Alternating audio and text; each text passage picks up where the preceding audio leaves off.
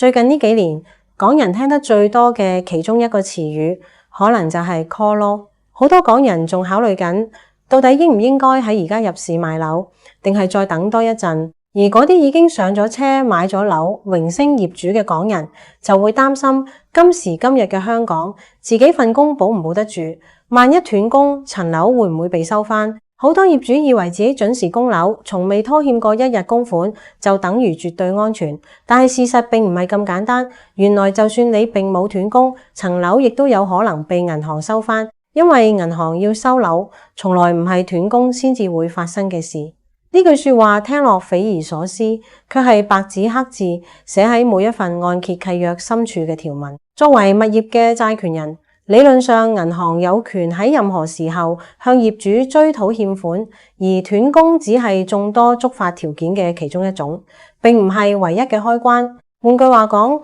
即使供樓記錄完美無瑕，供款分毫不差，物業一樣有可能喺業主完全唔知情嘅情況之下，被啟動收樓程序，3個月之內從自己手上飛走，連一封警告信都未曾收過。呢層絕對唔係危言聳聽嘅都市傳說，而係全港幾十萬供樓人士完全唔知情嘅制度死角。今日中港大件事就同各位觀眾拆解，究竟隱藏喺合約入面嘅邊幾條條款，隨時可以令到你間屋喺你毫無防備嘅情況之下，變成其他人嘅資產。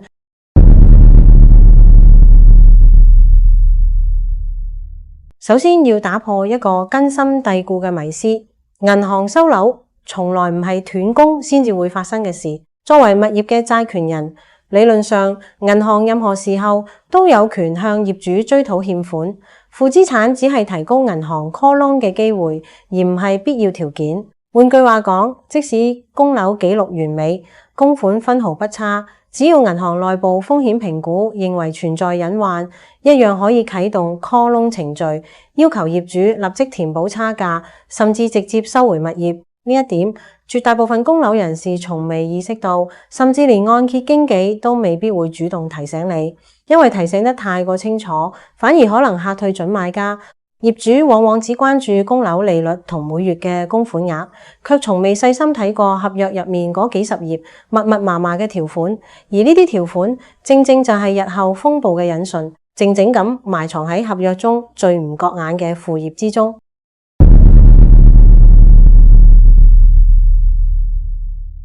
真正嘅殺機隱藏喺一條幾乎無人細睇嘅條款入面，業界稱之為 All Monies 條款，中文可以理解為全數債務條款。呢條條款嘅意思係，只要客戶喺同一間銀行有任何其他債務，無論係信用卡欠款、私人貸款，定係股票孖展賬戶被斬倉，銀行都有權直接動用抵押物業清還差額，亦即係話供樓供得再準時，一旦你將信用卡逾期未清，或者股票戶口一鋪清袋，欠下嘅孖展差額，銀行完全可以將後果直接轉嫁到你間屋度，用你安身立命嘅住所去填補你另一個戶口條數。呢條條款平時靜靜咁藏喺合約條文嘅最深處，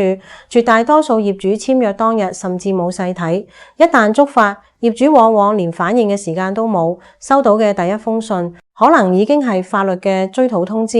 而唔係任何一句提前警告。想象一下，一個供樓供咗10年，從未遲供一日嘅家庭，只係因為屋企人一時炒股失利，孖展戶口出現咗差額，就要連帶賠上住咗10年嘅居所。呢種連坐式風險，從來唔會寫喺銀行嘅宣傳單張上。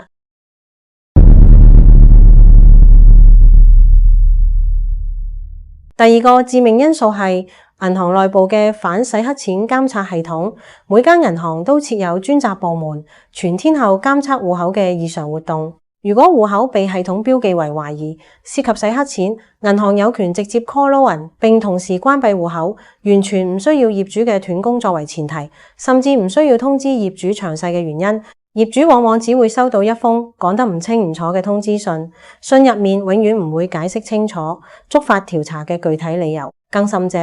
即使從未參與過任何違法活動，只係因為經營小生意導致戶口現金出入頻密，一樣有機會被 banking system 標記為高風險賬戶，觸發同樣嘅後果。咁就代表一個奉公守法嘅小生意老闆，一個只係收現金比較多嘅茶餐廳老闆或者雜貨店東主，隨時可能因為賬戶流水太過活躍而被逼上收樓呢條不歸路，而佢本人可能對成件事完全係一頭霧水，甚至要嘥成好幾個月時間同律師同銀行周旋，先至搞清楚自己究竟衰喺邊一度。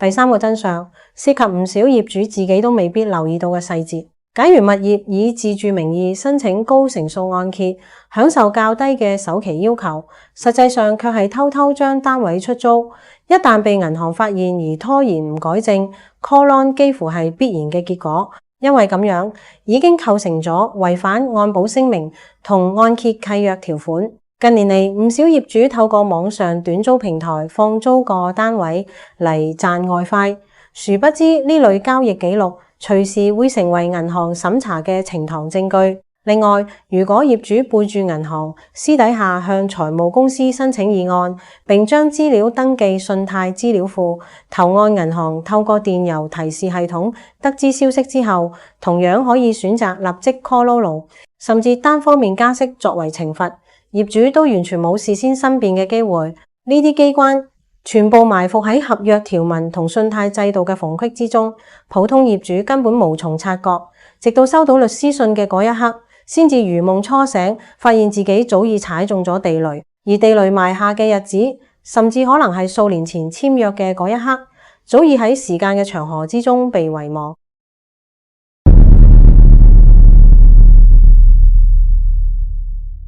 回顧1997年金融風暴之後嘅香港，負資產宗數一度突破10萬宗，無數家庭一夜之間由業主淪為負資產苦主。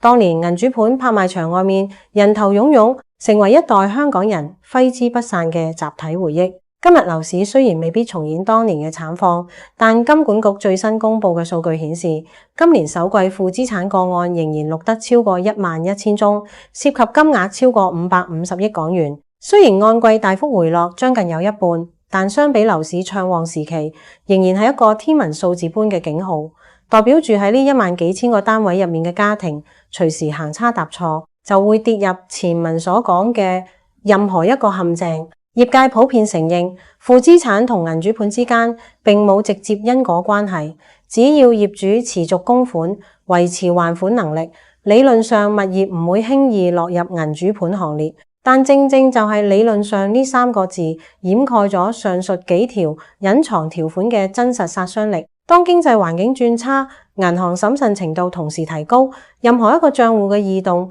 任何一次逾期，任何一次被舉報出租，都可能成為砸死個案嘅最後一根稻草。而呢根稻草往往同業主係咪準時供樓完全冇關係。歷史唔會簡單重演，但制度性風險從來唔會因為時代唔同而消失，反而隨住按揭契約條文越趨精細複雜，隱藏嘅陷阱數量只會有增無減。普通市民想要單靠自己去逐條解讀法律文件，幾乎係唔可能嘅任務。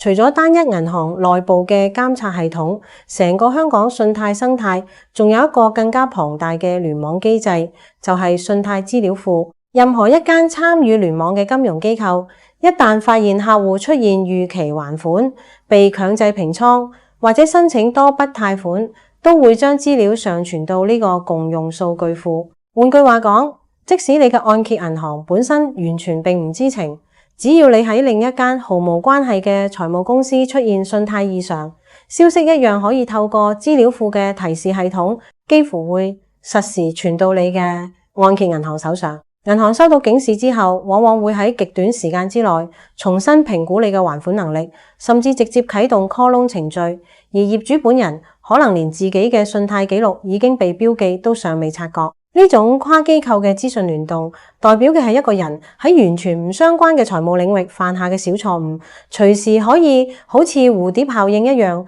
最終波及到自己安身立命嘅居所。呢一層係絕大部分市民從未想象過嘅制度死角。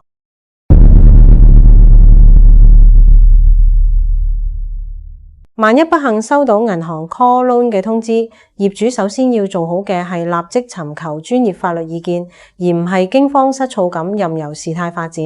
根據一般按揭契約條款，銀行喺正式收樓之前，通常仍會給予一段有限嘅緩衝期，俾業主嘗試填補差價或者提出還款計劃。呢段時間極為寶貴，業主應該同時聯絡相熟嘅律師同按揭經紀，評估係咪有轉按、加按或者引入擔保人嘅空間，爭取時間同銀行重新磋商。切勿因為一時恐慌而對銀行不理不睬，因為沉默往往會被解讀為無力償還，加速收樓程序嘅進度。同時，業主亦應該保留所有同銀行嘅書面往來記錄，一旦日後需要透過法律途徑申辯，呢啲記錄將會係關鍵嘅證據。面對制度性嘅隱藏風險，唯一嘅武器就係提早了解、提早部署，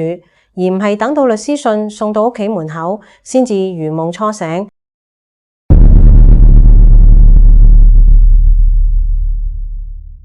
每逢樓市風聲鶴唳，銀行同監管機構總會異口同聲咁強調，只要業主準時供款，就無需過分憂慮負資產同銀主盤嘅問題。呢類安撫嘅講法，幾乎已經成為樓市下行週期嘅例行公關辭令。然而，將呢套講法同按揭契約實際條文逐字對照，就會發現兩者之間存在明顯嘅落差。合約條文從來冇將 call loan 嘅觸發條件局限喺斷供呢一項，反而設置咗多重可以獨立觸發嘅機關，由信用卡逾期、股票孖展斬倉到戶口現金流異常、私底下加按出租，每一項都足以單獨啟動收樓程序。而呢啲細節從來唔會出現喺銀行安撫市民嘅公開發言之中。當業主選擇相信準時供款就安全呢句安慰式嘅講法，而忽略咗合約入面嗰幾十頁密密麻麻嘅附帶條款，風險其實早已喺不知不覺間靜靜咁累積，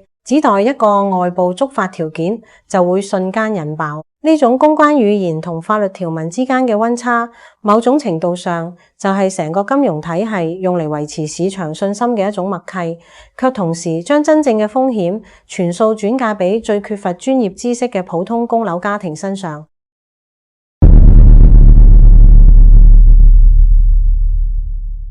面對咁樣嘅制度設計，業主唯一嘅自保之道就係徹底摸清自己名下所有信貸關係嘅全貌，信用卡有冇拖欠，股票孖展賬戶係咪安全，係咪曾經背住銀行私下加按或出租單位，每一項都要重新檢視，一項都唔可以遺漏。同時，保持充足而穩定嘅現金流，避免所有戶口出現異常大額現金進出，